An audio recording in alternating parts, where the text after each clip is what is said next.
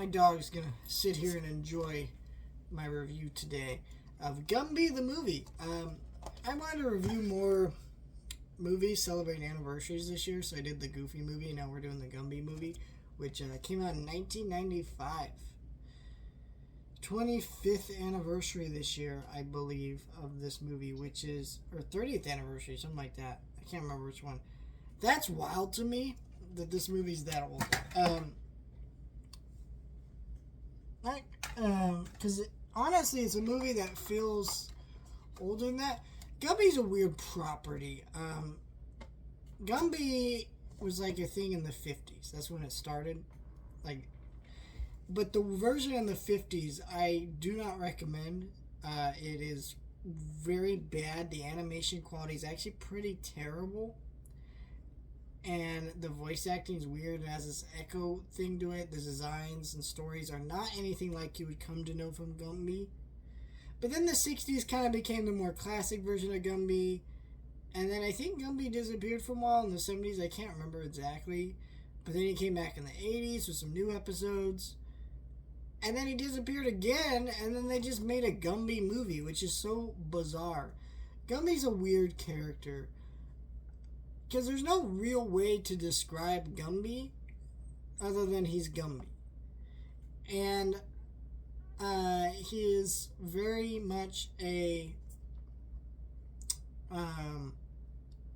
mascot of the stop motion medium.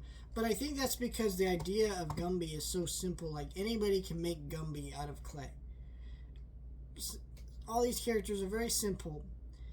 And they can kind of move around and stretch in all these different ways.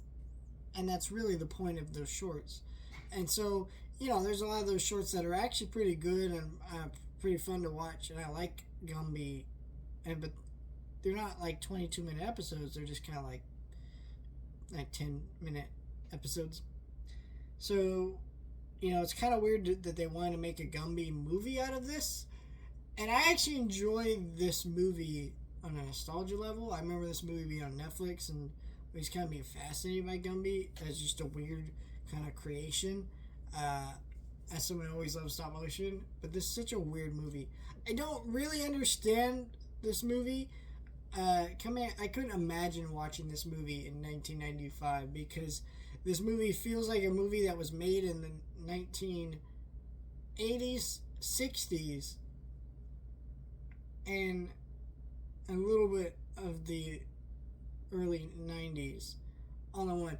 I say 80s and 90s because the rocker band aspect kind of feels like somewhere in that time period.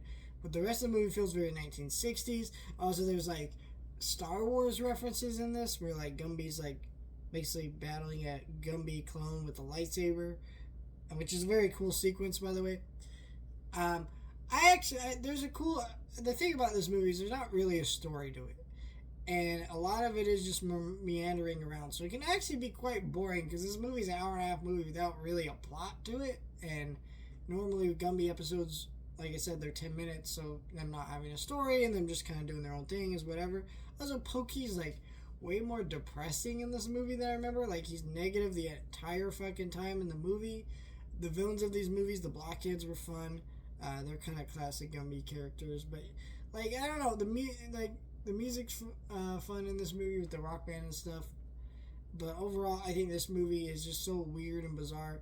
And really doesn't... the only way this movie really thrives is when characters go through walls or go through, like, the books and go through, like, the ending climactic battle with the clones and stuff. That stuff's cool. The rest of the movie is just kind of there. Honestly, just look up Gumby Battles Clone on YouTube or whatever. Find a way to watch that scene. And don't really watch the movie unless you're like someone who loves Gumby, because I don't know what to say. This movie's all over the place. I really like this movie as a Gumby fan, but I still would never know how to sell someone on it. It's very bizarre. It's very wacky. And 1995 was a weird year to put out a Gumby movie. And I hear Gumby's supposed to make a comeback next few years. We'll see if that happens. I think Gumby's time is over, and we should just let that kind of stay in the past. I know he still like sells bendable figures and DVDs and stuff, but he is just kind of At this time, I think there's no more space for the Gumby.